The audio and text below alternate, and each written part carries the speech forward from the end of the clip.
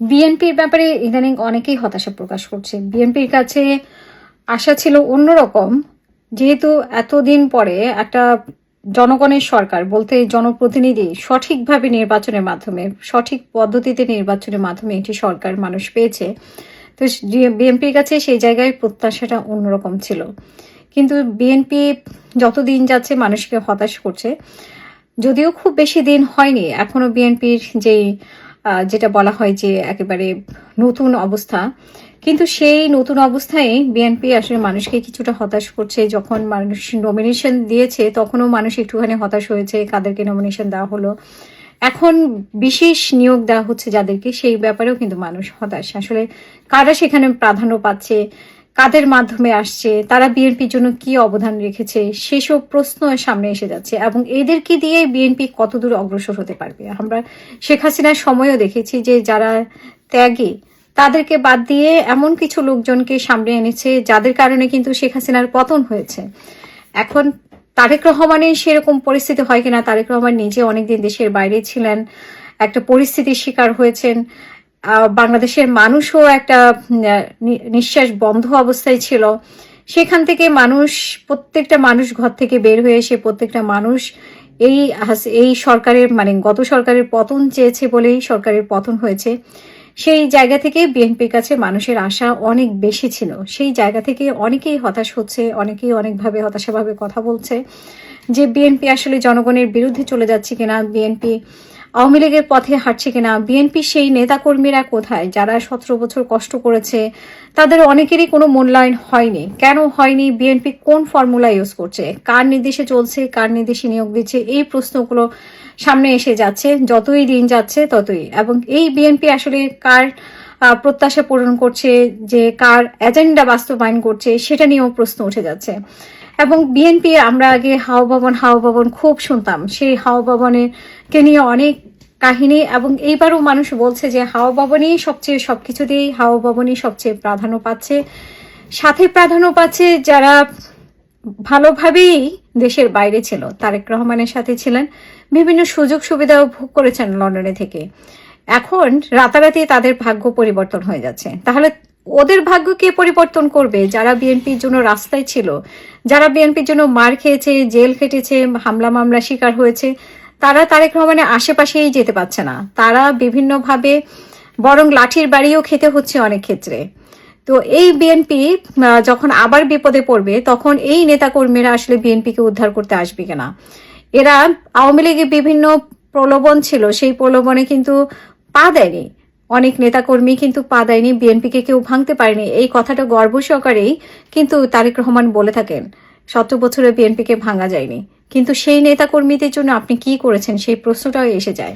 সেই সব নেতাকর্মী আপনার সাথে দেখা করতে পারে না, আপনার সাথে কথা বলতে পারে না, এবং তাদের কোনো মূল্যায়ন তো অনেক দূরের কথা। এবং যারা এমপি মন্ত্রী হয়েছেন বিশেষ করে, তাদেরও কাছে ধারে যেতে পারে না। তারা সেই মাঠের মানুষ, মাঠেই ছিল। ওই আওয়ামী লীগের সময় অত্যাচারিত ছিল, এখন মুখ বন্ধ করে আছে, কারণ তাদের মুখের ভাষা বলার মতো অবস্থা নেই। এখন কাকে বলবে? কারণ বিএনপি তো ক্ষমতায় আছে। এখন তো আর তাদের দুঃখের কথা অন্যকে বলতে পারে না, বিএনপির কথা তো নিশ্চয়ই অন্য কারো কাছে শেয়ার করতে পারে না।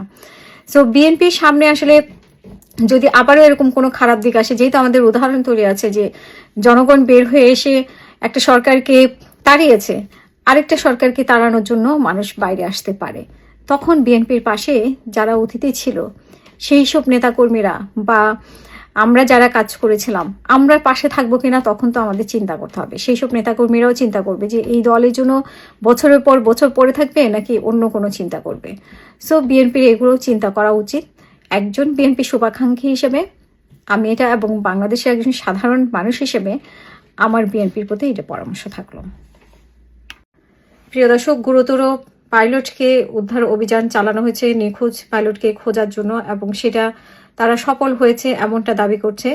এবং দাবি করে সোশ্যাল মিডিয়ায় একটি উনি পোস্ট দিয়েছেন ডোনাল্ড ট্রাম্প, এবং তিনি এটাকে বলেছেন যে ইরানের পার্বত্য গভীর অঞ্চলে থেকে ওই ক্রু সদস্যকে উদ্ধার করা হয়েছে। তিনি বলেন যে ইরানের সামরিক বাহিনীও তাকে ধরতে ব্যাপক তল্লাশি চালাচ্ছে এবং খুব কাছাকাছি পৌঁছে গিয়েছিল। উদ্ধার হওয়া ক্রু অত্যন্ত সম্মানিত এবং একজন কর্নেল। ট্রাম্প আরও উল্লেখ করেন যে তিনি গুরুতর আহত, তবুও ঝুঁকিপূর্ণ পরিস্থিতির মধ্যেই তাকে নিরাপদে সরিয়ে আনা সম্ভব হয়েছে। ট্রাম্পের দাবি করেন মানুষ ও তার সরঞ্জামের উচ্চ ঝুঁকির কারণে এই ধরনের উদ্ধার অভিযান খুব কমই পরিচালিত হয়। তিনি জানান যে প্রথমে অভিযানের পর দ্বিতীয় দফায় দিনের আলোতেই পাইলটকে উদ্ধার করা সম্ভব হয়েছে, যা সাধারণত বিরল ঘটনা। তিনি আরো বলেন যে অভিযানের অংশ নেওয়া বাহিনীর সদস্যরা সাহস ও দক্ষতার অসাধারণ নজির রেখেছে এবং তিনি যেটা বলেছেন যে F-15 যুদ্ধ বিমান ভূপাতিত হওয়ার ঘটনার দুই ক্রু সদস্যের একজনকে তাৎক্ষণিক উদ্ধার করা হলেও অপরজন নিখোঁজ ছিলেন এবং সর্বশেষ এই পোস্টের মাধ্যমে দ্বিতীয় ক্রুর বিষয়টি নিশ্চিত করেছেন যুক্তরাষ্ট্রের প্রেসিডেন্ট। কিন্তু আমরা দেখতে পাচ্ছি যে যেটা বলা হয়েছে, ইরান থেকে যেটা দাবি করা হয়েছে যে যেটা মার্কিন প্রেসিডেন্ট ট্রাম্প ট্রুথ সোশ্যালে যেটা পোস্ট করেছেন, যুক্তরাষ্ট্রের ইতিহাসের সবচেয়ে সাহসী অভিযান বা সফল বলে, আসলে সেই অভিযানটা তারা ব্যর্থ হয়েছে এমনটাই দাবি করা হচ্ছে ইরান থেকে। কিন্তু ইরান বলছে না যে আসলে ব্যর্থ হয়ে তাদের সেই পাইলটকে উদ্ধার করেছে কিনা বা তারা ওই পাইলটের অবস্থান কোথায় সেটা নিয়ে আসলে কোনো বর্ণনা করেনি। শুধু বলছে যে ট্রাম্প যেটা দাবি করেছে সোশ্যাল মিডিয়ার মাধ্যমে, পোস্টের মাধ্যমে, কিন্তু সেটাতে তারা আসলে ব্যর্থ হয়েছে, এটাই ইরানের পক্ষ থেকে জানানো হয়েছে। আসলে ট্রাম্প এখনো বলছে যে তারা সফলভাবে তাদের যে সরঞ্জাম আছে বা তাদের মিসাইল আছে, তারা কিন্তু ইরানের সক্ষমতাকে তারা নষ্ট করে দিয়েছে। আমরা যদিও দেখেছি যে শুক্রবার রাতে যেটা ঘটনা ঘটেছে, এর পরেও যে ট্রাম্প এবং ট্রাম্প প্রশাসন একই কথাই বলছে, এটা খুব অবাক করার মতো, প্রিয় দর্শক। যা আমরা ইতিমধ্যেই এটা বারবার প্রমাণিত হয়েছে যে ইরানের কাছে কোনোভাবেই টিকতে পারছে না যুক্তরাষ্ট্র, এবং এত বড় একটা অভিযান চালিয়েও তারা কিন্তু কোনোভাবেই এবং তাদের পাইলটের ঝুঁকির মধ্যে ফেলে দিয়েছে এবং তাদের সেনাদেরকে ঝুঁকির মধ্যে ফেলে দিয়েছে। ইতিমধ্যে আমরা দেখেছি যে শুধু এই F-35 এর আরো কয়েকটি যুদ্ধ বিমান, আরো কয়েকটি সরঞ্জাম, ক্ষেপণাস্ত্র, টমাহক ক্ষেপণাস্ত্র, এগুলোও কিন্তু ধ্বংস করে দিয়েছে। সেখানে তাদের সক্ষমতা নিয়ে এখন যুক্তরাষ্ট্রের সক্ষমতা নিয়ে প্রশ্ন উঠেছে। সেই জায়গায় সক্ষমতার প্রশ্ন তুলছে যুক্তরাষ্ট্র, সক্ষমতার প্রশ্ন তুলছে ইরানের। আর আগামীকালকেই যে আলটিমেটাম শেষ হবে যুক্তরাষ্ট্রের, ডোনাল্ড ট্রাম্প যে আলটিমেটাম দিয়েছে, সেই আলটিমেটামের পরে আসলে উনি কি সময় বাড়ায় নাকি যুদ্ধের গতি পরিবর্তন হবে, সেটাই কিন্তু এখন দেখার বিষয়, প্রিয় দর্শক।